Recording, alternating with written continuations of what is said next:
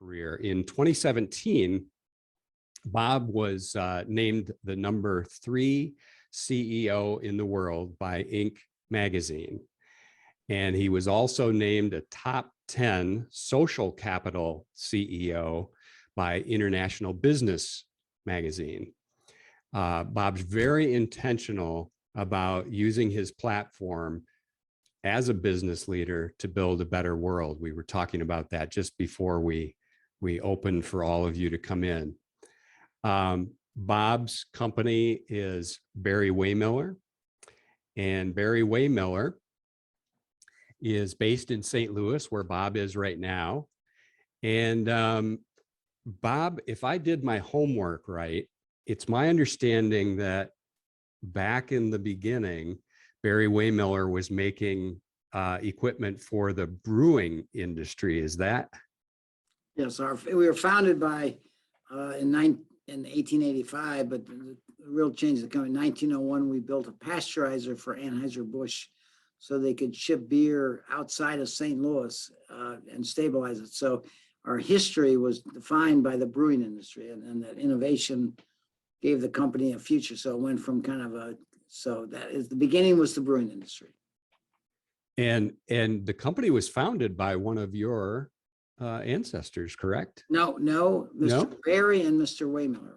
Oh, they were brothers. Okay. Mr. Barry was a financial guy, and Mr. Wehmiller was an inventor. And Okay. Mr. Wehmiller invented a pasteurizer to, again, cook the beer after it was filled in a bottle, so they could ship it to Chicago or Kansas City, and it would be stable. So the history of the company was that partnership between Mr. Barry and Mr. Wehmiller that started the company. And my dad joined in 1953 from Arthur Anderson. He was the auditor for the company, and the family invited him in to help create a future. So it was the first kind of outside person. So my dad joined this pretty broken company in 1953, which was when I was 8 years old. And that's how our family got involved in the company. And then you joined in 1976, correct? No, 1969. My dad died in 75. Okay. Okay. And so I'd worked with my dad for 6 years before he died. Got it. And when you became CEO, you were 30? 30, and the company was $20 million. Yep. And financially struggling, because the first person I met after my dad died was one of those bankers who lent us money before my dad died. But with my dad's death, they said, I don't mind taking a risk with the old man, but this kid. So they pulled our loans when that was the first person I met after my dad died was our banker. Oh, wow. Incredible. Well, so you are now over $3 billion in revenue, correct? Yeah, the real short version is when my dad died, I inherited this historic old washer pasteurizer business for the brewing industry. And I tried to grow it, and I did it, and I grew it dramatically, but I didn't grow it with the financial disciplines. So I grew it from 18 to 72 million in 3 years, and it started declining back to 55 million. The good news for me, for your listeners, is the good news I made my mistakes in my 30s. So, and I had enough passion to fix my horrible mistakes. And I had a chance in 1988, in the second half of my career, to do it again, but do it again better. So the company that exists today kind of had a chance to be reborn in 1988 after we spun off 2/3 of the business on the London Stock Exchange. And I said, from what I learned in this journey from 18 to 72 million down to 55 million, banks pulling more on me again, what I learned, it allowed me to design a business model in 1988 that would take us from 20 million again after the public offering to 100 million, which I thought was a dream. The beauty is that business model was so well conceived that business model didn't take us to 100 million, it took us to 3 billion.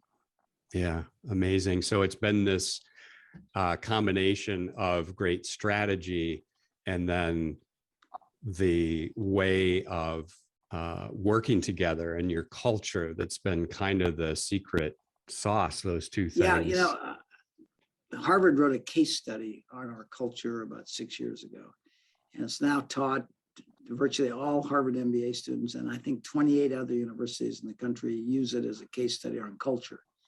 And in one of the classes when I was introduced, I think this would be interesting to your group here, there was 160 business executives from around the world, average age 48, from 80 different countries, who came into this program at Harvard on executive leadership. So it was a program at Harvard, and they used our case study in this class, and I was invited up for the first teaching. I just sat there in the class because they'd studied it the night before in our work groups. They came in to discuss it. I was absolutely quiet. And at one point near the end of the teaching, the professor said, is Barry-Wehmiller successful because of its strategy or its culture? Now, I had never thought about that. And I was sitting in the class, and so he asked the students, these executives, and which is what's more important, Barry-Wehmiller's culture or its strategy? And the professor, they discussed it and they voted. 75% of people voted, these are experienced executives, that we were successful because of our culture. And he said, Bob, would you like to come up and give your thoughts? So never having thought about it until that moment, I stood up and said, I understand why you voted that our culture is why we're successful, but that's not true. We built a business strategy that was framed around the mistakes I had made in the 70s and 80s. And because of that, I designed a robust business strategy that optimized my skill and created something from my experiences that would avoid the problems of the past. I just had no idea how strong it was. So I would use the analogy, if Ferrari designs the most perfect engine in the world, a high performance engine, okay, and the engineers design it. But if you don't put premium fuel in that engine, it will never perform to its potential. So our business model is our Ferrari engine. It was incredibly well-designed idea. And our culture is what I call the premium fuel. If you put regular fuel in a Ferrari engine, it will not perform to its potential. But when you put premium fuel in, it optimizes the design and the performance. So our culture is the fuel poured into the culture that results in the high performance. Our share price has gone up 14% a year, compounded for 25 years. Warren Buffett in the same period is 9.2%. So I want you to listen, we are not a non-value creating organization, but I would say to you, when you engage people's heads and hearts and they come to and share their gifts with you, you can perform beyond your expectations. But if I put premium fuel in a poorly designed engine, it will never perform. The premium fuel will not make a poorly designed engine perform better, okay? But you put premium fuel in a Ferrari engine that was designed and it will perform at high levels. So it's a rich combination of a business model design and a premium fuel, which is the culture, that together they create high levels of performance. So I would say to you that eclectic journey we went on to build from my mistakes a robust business has protected our people. So we don't have to have layoffs and downsizing and right sizing, and people feel safe and valued in our company. Yeah. And again, given your theme of this discussion, Happy Hour of Hope, what I want you all to hear is business can be the most powerful force for good in the world if we simply have the skills and the courage to care for the people we have the privilege of leading. You know, I was just doing some research and I want to get around to talking about your charity. I don't want to forget that, but I was just doing some research and it said that we spend about 90,000 hours of our lives at work. It's about a third of our lives, our time is spent at work. And so your point that you just made, Bob, about business can be a force. I mean, that's an amazing opportunity for people to be together, to learn how to work together, how to be better human beings together. Well, yeah, that's just, if you talk about the waking hours, we have people in our care at work for far more than I remember. My second revelation in my transformation from management to leadership. And again, to your audience here, the word management, I believe, means the manipulation of others for your success. And leadership means the stewardship of the lives entrusted to you. It's completely, I always thought I hired people for my success. I need an engineer, I need a sales executive, I need a production worker. I hired people for my success. I was never taught in my undergraduate in accounting, my MBA, in my experience through Pricewaterhouse, I never thought about the people as anything other than a function. I might have been nice to them, I might have known their families, but I didn't view them as the purpose. I viewed the business as the purpose, and they were simply a means to our goal. And when we didn't need them, we laid them off, we downsized, we right-sized them. So leadership is the stewardship of the people who are entrusted to you. So my second revelation occurred in church because my mentor was the rector of our church. And one day I got up from the sermon, getting ready to leave, and I looked at my wife, Cynthia, and said, "Oh my God, Cynthia, Ed has only got us for 1 hour a week. We have people for 40 hours a week. We are 40 times more powerful than the church in people's lives." And as I walked out of our church that day in St. Louis, I looked at Cynthia and said, business could be the most powerful force for good in the world because we have people in our care. I've never heard, never read, nobody ever told me that the way we run our companies would impact the way people's health and the way people go home and treat their spouses and kids. So when we see the behavior we're seeing in people in this world, we're seeing the results of the lack of leadership in our country. So the good news is I'm not giving you a theory. I'm sharing with you what we are actually doing. Yeah. And the reason I'm on the show today is people like Simon Sinek came in and said, "Oh my God, I've just seen what I dream of. I dream of a world where people actually care for each other." So again, I'm not an academic theory. I'm not giving you the way it should be. I'm sharing with you this transformative journey I've been on, which I believe came from some higher power that's using us to show the world the way it should be, where people genuinely care for each other. And I'm anxious to talk about how you do that. And I want to say to everyone, please, we've got one of the wonderful things about this Happy Hour for Hope is there's smaller gatherings, so you can jump in and ask questions. If you're more comfortable popping it in the chat, I'll keep an eye on it, but feel free to jump in. This is a conversation. Bob, I do want to talk about the Chapman Foundation. And so tell us about the Chapman Foundation for Caring Communities, because this is the organization that we're inviting you to make a contribution to. There's no obligation, my friends. This is completely if you choose to, but could you tell us a little bit about this, Bob? Yes, well, you have to go back to about 17 years ago. We had hired this young man to join our empowerment team. This is the very beginning of our cultural transformation. We're at dinner in California because we're going out to meet an author of a book called True to Your Roots, and we liked what he said about leadership. And at dinner, this young man who just joined us from Washington University, who didn't know me very well, because anybody that knows me would never have asked this question. He said, "Mr. Chapman, what is your greatest fear?" Now, I have never been asked that. I'm an eternal optimist. And I paused and I said, Brian, I think my greatest fear is that we were blessed with a leadership model that could change the world and it would die with me. Because I've seen many companies under inspirational leaders, when that leader moves on, retires, leaves this world, that the company falls. I saw it with JCPenney. I've seen it with other companies.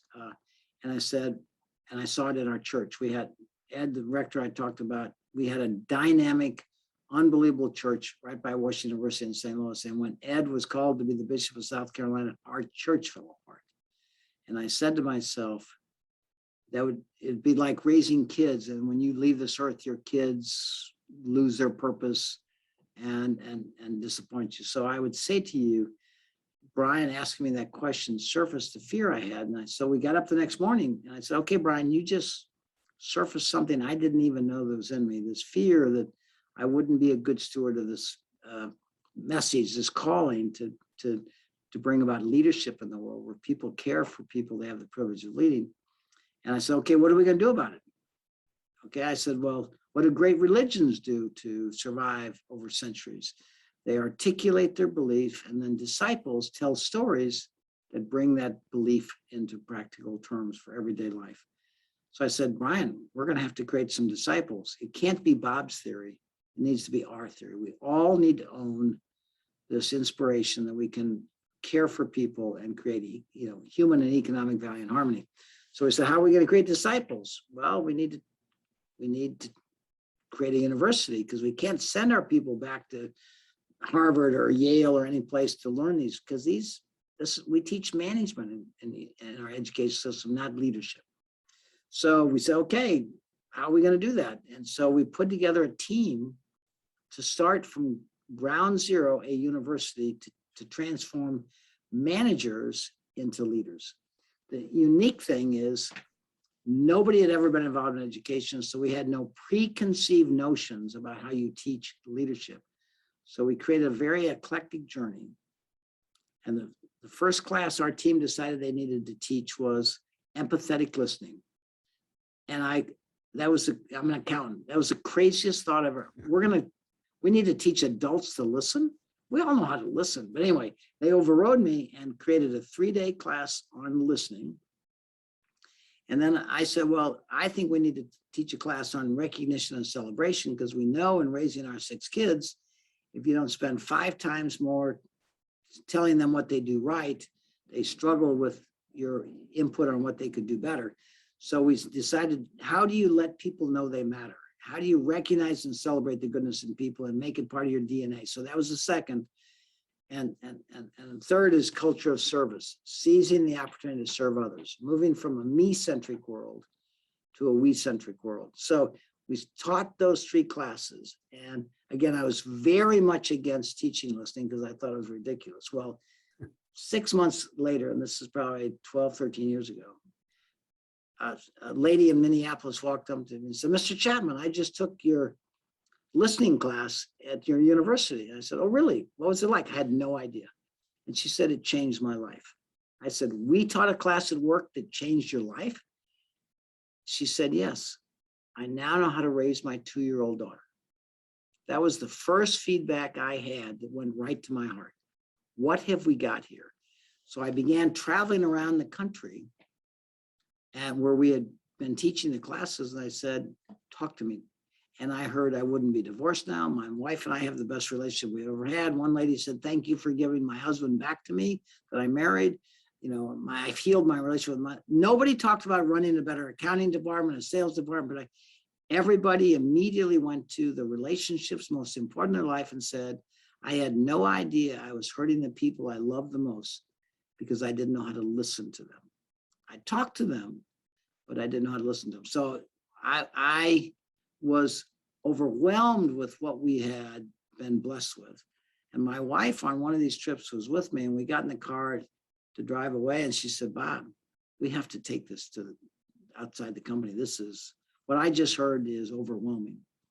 And so we decided to create a foundation for caring communities. And as of today, we've got about 70 teachers around the country who go into communities and offer this class, which is the greatest healing act, the greatest caring act you've ever seen. So we teach people how to listen to understand, not listen to debate or listen to judge, but to listen to understand. Because what I've learned is that we're all uniquely born with different ways in which we see the world. It's called a DISC profile. We have certain fundamental characteristics that we can identify in anybody. And we all see the world through the lens we were blessed with, and then how that lens evolves our world. So you and I could look at the exact same factual situation and see it entirely differently. But if we don't know how to listen to each other, and so when we look at our Congress today and our government today, we are more divided than we've ever seen because we don't listen, we debate. So just this was amplified. Bill Urey, a world peace negotiator at Harvard, came in and spent 2 days in our company talking to people. And he said, after 2 days, I just saw the answer to world peace. I said, Bill, how could you come into American manufacturing companies and see the answer to world peace? He said, Bob, I saw a place where people genuinely care for each other. Okay. That's what he said. This world peace negotiator from Harvard who wrote a book called Getting to Yes. And he said, I also learned something else, Bob, because again, back to the point of empathetic listening. He said, I've been going to global peace talks for 30 years around the world. I now realize that's exactly what they are. They're global peace talks. The reason that we can't resolve our differences in the world is because we don't know how to listen. We teach speech and debate in school, but we don't teach listening. So we have a world that we're all experiencing on this call where we have a great deal of alienation. In other words, I've never seen people more divided by whether it's abortion or immigration or taxes or liberal, because, and I'm right and you're wrong. And I don't see why you don't see the world the way I do. And what we teach people is we are all uniquely different. We were born with certain characteristics.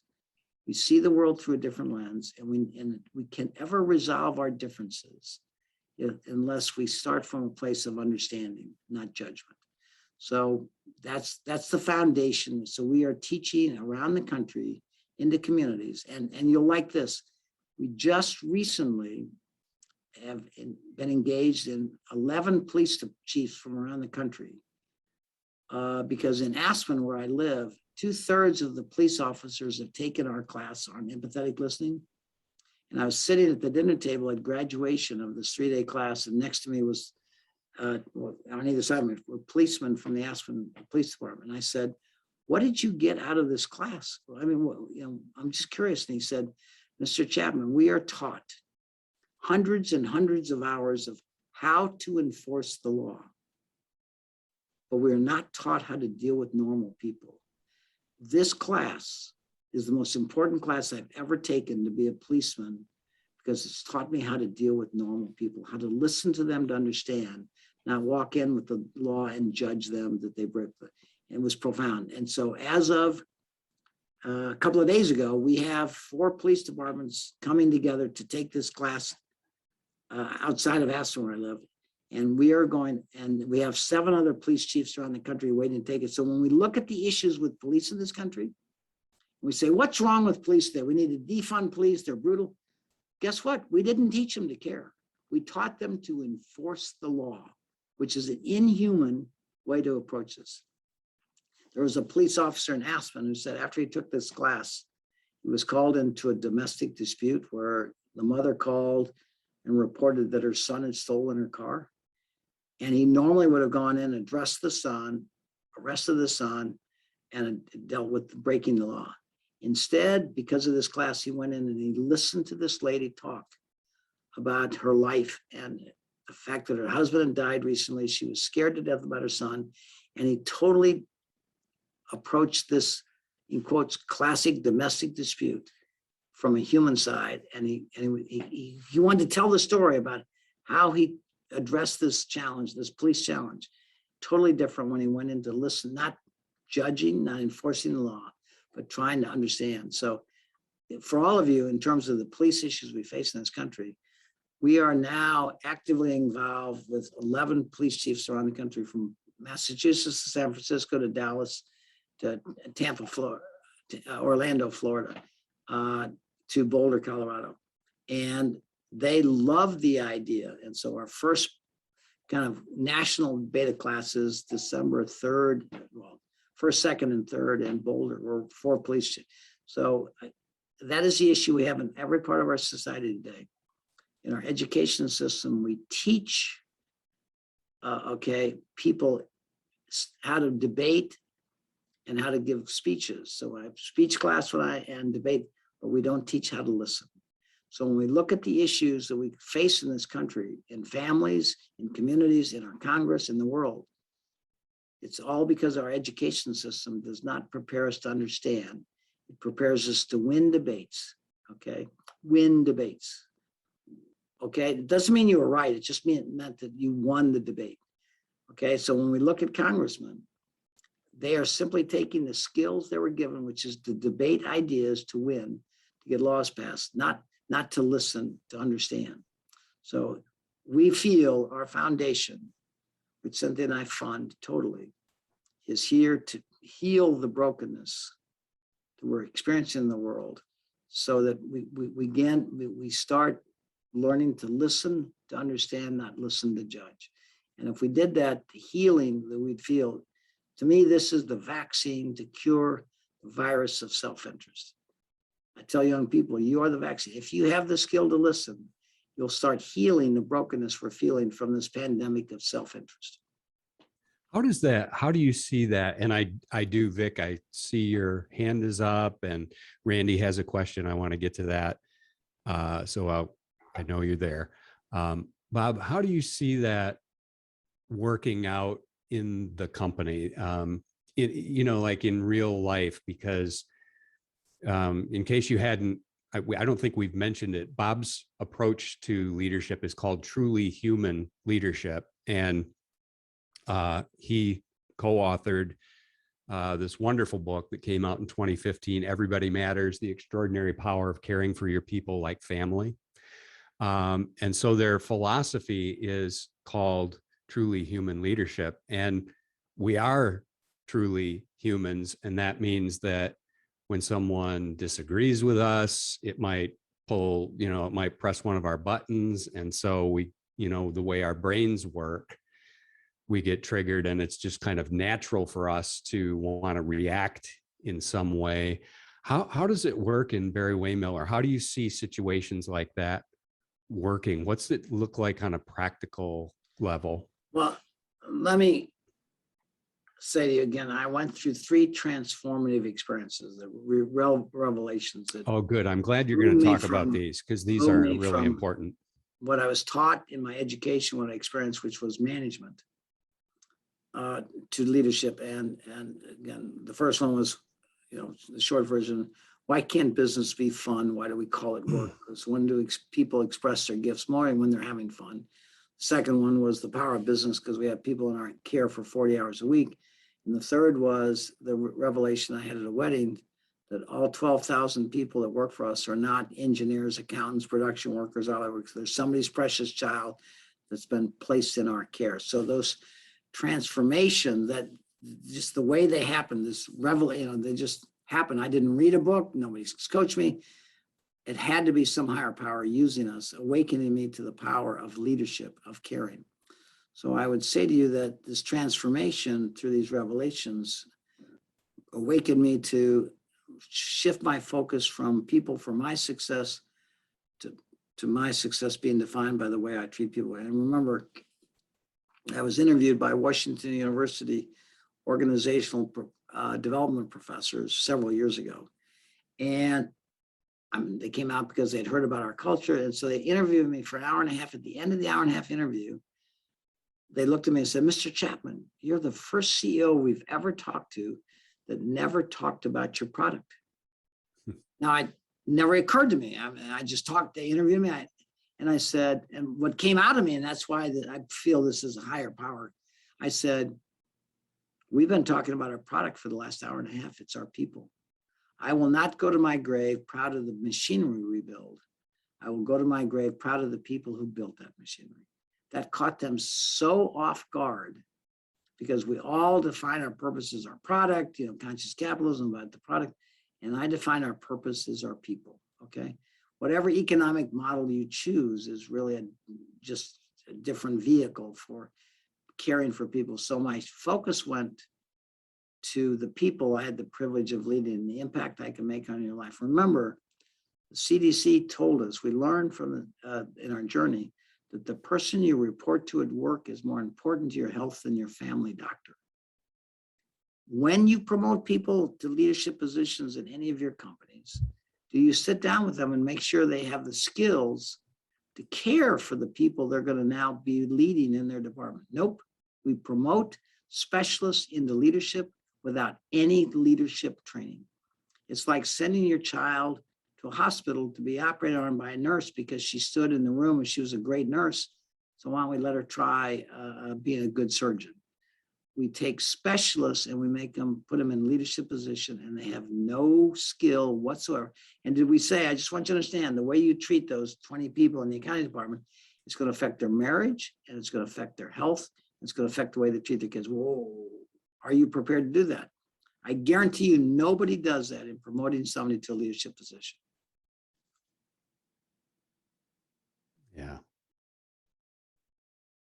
Vic, did you have a question you wanted to ask? Yes, I do. Vic's joining us all the way from Australia, aren't you? Are we going to listen to Australians? That's an American show. We shouldn't have to listen to Australians. Yeah. They're down under someplace. Yeah, he's down under. See, I absolutely loved what you said, Bob. I felt like you're speaking my heart. But I learned, I was caught up in my own career, in my own way and things. I was work focused, never bothered about anything else, but I was treating people, my team well. But the thing was, I was not managing my bosses. Yeah. So I suffered all the way. And I did not realize it till a few years ago when a friend told me about it. Look back in your career, you are so capable. Why have you not grown? And then, because of my family, my son suffered from one of the medicine. We are all familiar with Roaccutane. And his life went upside down. For 10, 12 years, he tolerated. Then he said, I don't want to live in this body. I won't be able to do what I want to do. And so he quit. And then I started to work on, and now I'm trying to form partnership with businesses so that I can develop the same sort of things, listening to people, treating people. And the basic concept is, first, we have to understand who we really are. And this is never taught anywhere. This is the problem. So even though we all know we will leave this body without taking anything, the only thing we carry is the impressions of life that we gather and the things we create. That's all that goes with us. This is never comprehended by people. And I have another concept. I'm still working on it. And I want to get businesses exactly on the same things to serve people, because I see business as an exchange of delivering value. If I am delivering value, then I should be paid as well. Then I make the business grow. And then I will have the same impression of setting up a charity organization for different causes. And the profits that become a bit surplus money in the company, to put all the profits into that charity, instead of going around and say that will be a much bigger amount that I put on the charity. And with employees in the organization would realize that, look, you are all contributing to the community, to a bigger cause. So you're paid competitive, but you are contributing to that. So we don't pay any tax, and then all that taxed amount goes to the charity for the causes of the people and the community. Vic, let me just comment for a second here. I met a gentleman. He heard me speak, very successful gentleman. He flew out to Aspen to have dinner with me. And this is a man in his mid-50s. And I said, what are you really proud of in your life? I didn't know the guy at all, so it was a dinner. And I said, what are you really proud of? He said, well, I'm known for my $120 million gift to my alma mater. But what I'm really proud of is the 4 or 5 minority students, athletic scholarships that we award each year to minority students. I said, that's wonderful. How many students, again, do you help each year? He said 4 or 5. I said, well, great. How many people work for you in the world? He said, 100,000. I said, so you're telling me you really care about the 4 or 5 minority students you help get an athletic scholarship, and you don't care about the 100,000 people that come to work every day and share their gifts with you? He said, this really fine gentleman He said, Bob, I never thought about that. And I Wow. said, Jay, the greatest act of charity is not the checks we write, but the way we treat the people we have the privilege of leading. The reason you have to give money to charities is to heal the brokenness you're creating in the world, okay? So we have a society in America, you're in Australia, but I don't think it's, where we celebrate families that write checks to great charities. What a wonderful family. Look at the money they gave to the Cancer Society. And somebody would say, how did you get your money? Okay, how are you blessed with this money? Okay, because I believe the greatest act of charity is how we treat others. But because we don't treat others, we give money to charities to heal the brokenness. And because, remember, this is startling, but 88% of all people in America, and I believe this is true globally because we operate all over the world, 88% of all people feel they work for an organization that does not care about them. 65% of people would give up a salary increase if they could fire their boss, okay? There's a 20% increase in heart attacks on Monday mornings when people have to go back to work. So we have a society built around the Industrial Revolution, which was all about success is money, power, and position. And it doesn't matter how you get it as long as it's legal, okay? So we use people for our success, and then we write charities to heal the brokenness we've created by our self-interest, okay? Wow. The greatest act of charity is not the check. It's pretty hard, isn't it, to write it with ink on a check, I'll give you $1 million. Oh, you're a wonderful person. How did you get your money? Because the greatest act of charity should be how you created that wealth that you shared, okay? But we have a society that focuses on the people that give money to charities instead of the people that care for people they have the privilege of leading. Wow. So you're going to get into heaven with that gift to charity, but how did you treat those people you had the privilege of leading? That is creating the brokenness we're experiencing. Again, I give this talk all over the world. Nobody at Harvard, nobody at McKinsey, nobody at Stanford ever debates what I just said to you. It is just so far from what we teach and what we practice that people don't know how to get from A to B, because we have a society based upon success being defined as money, power, and position. We have an education built on making you successful, which means make money. So again, the Industrial Revolution started this problem because Henry Ford needed specialists. He needed engineers, accountants, scientists, production workers. He didn't say he wanted leaders. He needed people to fill his office and factories to capitalize on the wealth created in the Industrial Revolution. And that's where it all began. If we had said, how are we going to create leaders as we bring these organizations together of thousands of people that care for them? Instead, unions were formed to protect workers from the greed of management, because massive wealth was being created, which drove, I need more engineers, I need production. So that's where it was broken. And we're experiencing that because now, centuries later, decades later, we have a broken system. We had peace and prosperity before the pandemic, and yet we had the highest level of depression and anxiety we've ever had. And this is around the world. So this journey I've been on, which I'm sharing with you, we have 12,000 people around the world, from China to India to Serbia, to Italy to Germany. It is a universal truth that people just simply want to know they matter.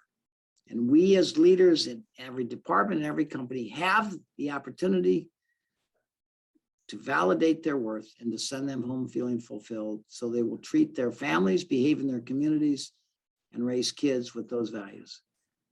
We have people in our care for at least 40 hours a week. And we could change that. We don't need the governments to pass laws, raise taxes, change from anything. We just need to create leaders who have the skills and the courage to care for the people and embrace that profound responsibility, not seen as their success. I'll give you Simon Sinek's expression. In the military, we honor those who give of themselves in service of others. And in business, we give bonuses to people who sacrifice others in service of themselves, okay? Simon would say, if we can teach military leaders their primary responsibilities, the men and women in their command, why can't we teach business leaders their primary responsibilities, men and women in their command? And the answer is we can and we are. So again, I'm sharing with all of you what we are actually doing, not a theory. I'm an accountant from Ferguson. I'm not very smart, but I've been blessed with the message that could heal the world. Bob, we have in our midst someone who's almost a neighbor, aren't you, Randy? You're just down the road a stitch, I think.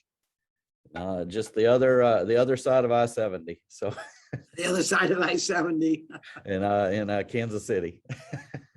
And Randy, you had a question. You loved something Bob said and wanted to make sure you captured it right. Well, more than some. I mean, I'm writing as fast as I can, but you're throwing gold nuggets of leadership all over the trail here. So it's hard to write fast The enough. good I gotta news, go it's back been and, recorded. It's going to be available on the podcast, according to him. That's right. But, Yeah, I it talk is. a lot about how business has a responsibility to create opportunity and help people be their best. And you said something awesome. Business can be the most powerful force for good in the world if we just have the courage to, and then you're on to the next thing. And I got distracted. What was the rest of that sentence? Again, that revelation I had in church, where I realized that we had people for 40 hours a week, more than any other place we could influence the future of people's lives by the way we treat them in that 40 hours. So if we just had the courage and skills to care. So the CEO roundtable came out with a statement, the top business leaders in America came out with a statement that we need to shift from focusing on the shareholder to focusing on all stakeholders. And they said it in an elegant document that they genuinely meant. The only problem is that they have no idea how to do that, okay? It's kind of like saying we need to speak Chinese starting next Monday because that's a global language, a global force in the world, and we need to speak the language. Great, I just don't know how to do it. So you can't ask leaders to care. You have to teach them how to care. That's my point. And we started that not ever thinking we had anything special through that transformation. I was out of that fear I had that this would die with me. So I wanted to create disciples who believe what I believe. And I hope all of you do at the end of this call. Join us in this movement to say the leader's primary responsibility is to care for the men and women in their span of care. And that is a skill that is teachable and begins with empathetic listening, recognition and celebration, and culture of service. So and again, I have an average intelligence. I'm an accountant, which all of you say, why would I ever listen to an accountant about culture? Because I've been transformed, okay? I've been blessed with a message that could heal this world. And again, I meet the most amazing people all over the world now in my speaking, and nobody debates what I've just said to you. Nobody. At the highest levels of McKinsey, Simon Sinek, Raj Sisodia started Conscious Capitalism, Bill Urey, World Peace Negotiator. Nobody debates what I just said. And it wasn't a book I read, it wasn't a consult, it was this transformation of my head and my heart about a higher calling and the way we treat each other. Bob, you're out there talking to leaders all over the world and sharing your this message. What's the biggest thing that stands in the way of us developing cultures of caring, like you're describing? And Jerry, I do see your hand. So I would say to you, Andrew, I use the analogy. If I stood before all of you and said, look, and I gave you compelling reasons why China was going to be a leading force in the world, and if that's true, we need to learn a second language of speaking Chinese. And I gave you compelling reasons. You'd all say, yeah, but I don't know how to speak Chinese. Okay. So the biggest issue is the CEO roundtable, an amazing group, said we need to learn to care about all stakeholders. They said the words, it was compelling. They said, the problem is they have no idea how to do that. And my point to you is, you can't just say, I want to care. You have to learn how to care. It's a teachable skill that we eclectically learn through this eclectic group of people. And again, I didn't know what we had until the first person to come in was Simon Sinek. He said, gee, I don't believe it. I just can't believe what I hear. And I said, yeah, okay, Simon, you can come in. I don't know what you're going to see, but come in and talk to me. I had no idea what he was going to see. But for him to come and spend 2 days talking to our people, not me, 2 days in our plant talking to our people, and he said, Bob, I'm no longer a nutty idealist. I just saw what I dreamed of. Okay, we weren't paying him anything. Nothing. He just said, and 11 years later, he wrote the foreword to my book. He speaks about us. He's got 1 million followers, and he speaks about us all over the world. He's actually, so I would say to you that we had no idea of the blessing we had until people from the outside, from McKinsey, from Harvard said, I've never seen anything like this. You've got to write a book. You've got to share this with the world. So that's why we wrote the book, not for economics. And that book sold 80,000, astounding to me. It sold 80,000 copies. It's in 5 languages around the world. University, I just gave a speech to 1,000 people in Brazil yesterday, and the book was the center of the, because they teach leadership in Brazil using our book. So I would say to you, the biggest stumbling block is we have a world where we define success as money, power, and position. We don't find success as people who genuinely care for others, who are doing good things. So it's the nice over here. So until we define that, people pursue means of success, which is defined as financial. Yeah. So shifting to a human-based focus is very hard for people. Not that they don't like people and not that they're not good people. It is a skill that they were not given. They've never experienced it. So you're telling them to play a different total game around focused on giving people a good future. Yeah. Let's head over to Chicago to Jerry Bingham. Hello, dear friend. Hi, hello everyone. I'm trying to figure out how to make my question more concise because I feel like I'm all over the place. You've said so many things that have touched my heart and touched my soul and made me remember the one boss that I had who truly showed the characteristics that you're talking about, that I worked for at a global ad agency in 1998, and I'm still friends with her today, and we work on projects. My question is about, why have I seen so few leaders like that? It bothers me tremendously. And I don't know if you have the answer to this, but what I've seen and run into lately is this narcissistic, charismatic person with little to no substance who is the CEO. And I asked myself over and over, how did this person get to this position? And there's so many people under who, like me, care and have substance and have, but I don't have the gift of gab. I don't have that. But how is it that our society continues to put people like that in these CEO positions? And what it does is it makes good people leave. It makes people upset. It affects their morale. They don't feel like they're cared about. And all of the stats that you mentioned. So I guess my question is, why do you think this continues to happen where we have more leaders that are the opposite of you and your mindset? And is there anything we can do about it, those of us who are not in CEO positions but are reporting to CEOs? Thank you for the question. And I'm going to, your story that you shared with us reminds me, about 5 years ago, I was at the Weapons School of the Air Force, where we teach the Top Gun pilots of the world. This is a prestigious group of young men and women who become our nation's pilots, who go out and defend our country, fly these $130 million jets. Amazingly talented group of people. So I was sitting just in a room with 13 of these squadron commanders, the general, the 4-star general of the base. He brought his wife in to hear me. So this reminds me.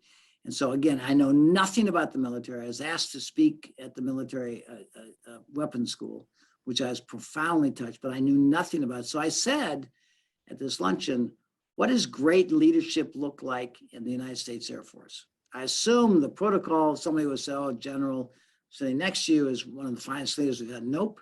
And he was an incredibly fine guy. This is exactly what you said, Jerry. One gentleman, one squadron commander, about the 4th one down on the left, said to me, I had a great leader about 10 years ago. And I was shocked. I mean, here we are sitting with the general in charge of the base, all these squadron commanders, and this one gentleman said, I had a great leader 10 years ago. And I said, what made him great? Exactly what you said. He said, I think he actually cared about me. And you could hear a pin drop in this room, because here we were with the building the greatest pilots of the world that defends our country. And they had a great leader 10 years ago, one person, nobody ever mentioned anybody else. So I would say to you, it is finding a rare jewel.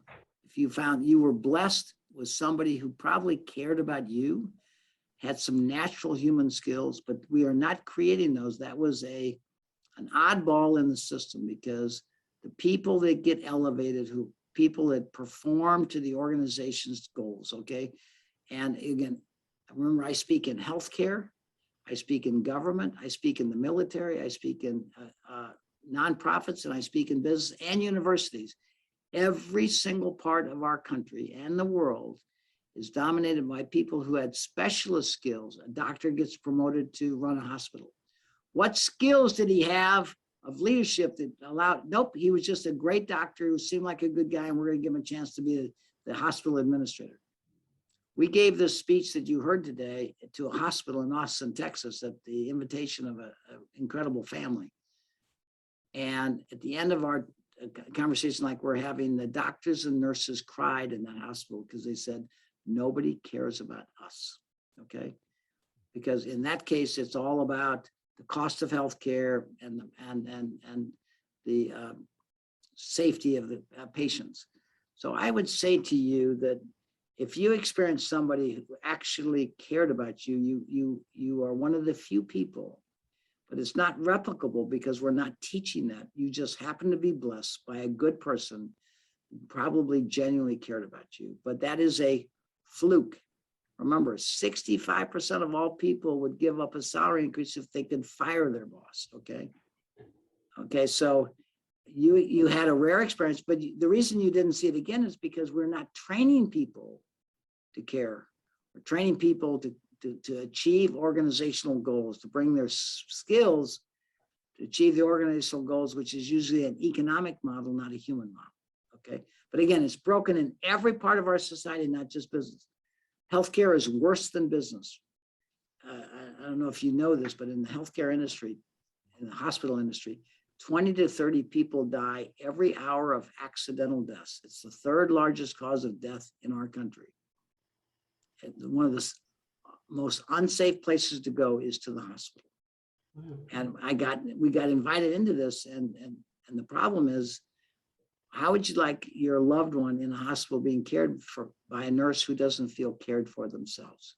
Okay, so what you experienced is you got spoiled, you got a taste of what it's like to be cared for, but you haven't found that again. And it's because we're not creating leaders, we're creating people who manipulate others for financial success, and we promote them into positions of leadership with zero leadership skills. They're good accountants, so we're going to have them run the accounting department. They're good salesmen, so we're going to have the sales department. They're good doctors, so we're going to have them administer the hospital. We do not prepare people for leadership to embrace the profound responsibility they're going to have in that, in terms of the health and life of the people they impact. So I would say to you, never forget that person who cared for you, okay? Let them know, but understand that that is not the normal. It is by far just the opposite. We are not teaching people to care. We're teaching people to use others for the organizational goals. And may even be nice to you while they're trying to do that. But the minute they don't need you, we just lay you off, downsize you, right size you, because that's what we do. It's not personal. You'll find this interesting. When I was at the Air Force Base, a thought occurred to me with these, all sitting around with all these generals who run the Air Force Base. I said, how do you teach young men and women to kill other people? And they paused a minute. They said, we don't. We teach people to take out targets that made bad decisions. They call them targets, not people. In business, we downsize, we right size. We don't destroy lives. We downsize, we right size, we reorganize. In the meantime, we kill people, we destroy. So we dehumanize the inhuman acts we have because it makes it more palatable for us to do it. It never bothered me. I mean, I didn't like downsizing, right-sizing business first half of my career. It's just kind of what we did. It's a responsible thing to do. We never thought about the human toll that creates for the people who walk out of that building humiliated because they got let go, walking into their family to say, I don't know our future because I just got let go. And and the impact on their life. We don't think about that. You know, we had to do the right thing. You know, it's not personal, but we don't need you, Bill or Mary, anymore. We'll have somebody stand by your desk while you clean out your desk and ask you to the door. So we have an inhuman way of treating people who we have the privilege of leading. And we wonder why we have the highest level of anxiety and depression we've ever had in this country. Because we had an economic model, not a human model. And the good news is that there are people who are creating new ways, like Barry-Wehmiller, like Richard Sheridan at Menlo Innovations. If you were with us last month, and you can see that recording on the Happy Hour for Hope channel. Mary has her hand raised, and I'm also noticing the time. Bob, do you have time for one more question? What time is this? 6:01. I haven't time for one more question. I got to meet some guys for dinner shortly, but Mary, she scares me. She looks like she's going to intimidate me with a tough question. She's tough. She's in New York. Oh my God. Okay, Mary, be easy on an old man, okay? Bob, I would love to talk to you a little more, but for now, I have no questions for you, just deep, heartfelt thanks. And just in case there's a day when you ever doubt that you're on a mission that we all need to be on, I'll tell you a story about my father at the age of 52, who had contributed quite a bit to the makings of a firm that he had been with since he was in his 20s, who was unceremoniously let go and didn't tell his family for 3 months. And we descended into poverty because he couldn't even come to grips with it. And the other story of my father rising when he got a job at a much lower level in a much less prestigious place, and took it because he had to feed his family, and got cancer. And the person for whom he was working cared enough to break all of the rules in the company to keep him on the payroll for as long as he was recovering from his cancer. So just in case you don't think it's important at any point in your hopefully long life, the tough woman from New York has no questions for you, except how can you help me be a better leader? That is beautiful, beautiful, beyond that went right to my heart. And you know what? Your father's cancer may well have been contributed from the stress of him being out of work, how he's going to provide for his family. One of the greatest illnesses in this country. When I talk to CEOs of companies and I say, look, you're all worried about the cost of healthcare. You are the problem. 74% of all illness is chronic. The biggest cause of chronic illness is stress, and the biggest cause of stress is work. So the stress your father experienced, not knowing how he's going to provide for his family, could well have been a major contributor to the cancer he experienced. So in the spirit of your father, you just inspired me further, filled my heart fuller with that we can care for people and create value in harmony. Thank you for sharing that. Yes, thank you so much for sharing that, Mary. And Bob, thank you. Thank you so much for being here. I hope that I've touched your heart with hope, and that together we can create a world where everybody matters. Okay. Thank you Thank so you very much. much for your attention. God bless you all.